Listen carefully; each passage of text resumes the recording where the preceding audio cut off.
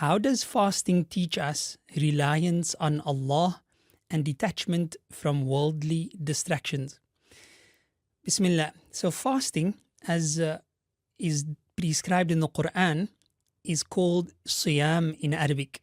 Sawm or siyam means abstinence, to abstain from something.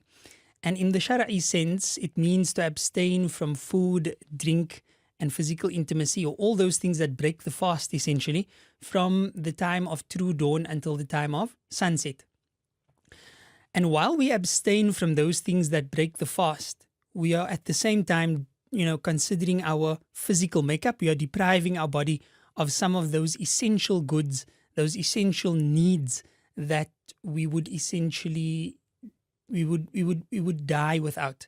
If you stay without food, if you stay without drink, as an individual, your life would come to an end. And as a species, if we stay without procreation or physical intimacy, then our species will come to an end. So by engaging in fasting for the sake of Allah subhanahu wa ta'ala, as Allah in a hadith Qudsi says that as-sawmu li wa ana ajzi bi, fasting is for me and I will reward for fasting. The way that the deprivation of the body impacts the soul is that the body is now no longer in the driver's seat. The body has been told, look, your needs are now secondary and the soul's needs are placed as priority.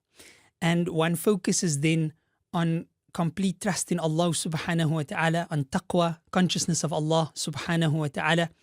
One thinks about all the sins that one has engaged in before and how easy it is to abstain from sins during Ramadan when we have to abstain from the essentials.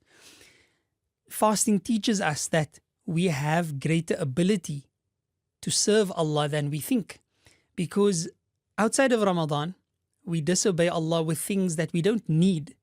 Inside of Ramadan, we obey Allah even in relation to things that we need, meaning Allah tells us stay away from food, drink and intimacy, and we stay away from food, drink and intimacy for the sake of Allah subhanahu wa ta'ala. So this in essence is how fasting brings about spiritual growth and spiritual nourishment. By keeping all of the physical needs in check and keeping all of the usual patterns and usual activities under control, we then refocus ourselves and our attention on developing those spiritual elements and proximity to Allah subhanahu wa ta'ala. And then we will find the trust, the trust in Allah subhanahu wa ta'ala will increase. The taqwa in Allah subhanahu wa ta'ala will increase. The sabr that a person, displays or emulates, that will increase and improve bi'idhnillahi ta'ala. So fasting is really a detox spiritually as well as physically. And Allah subhanahu wa ta'ala knows best.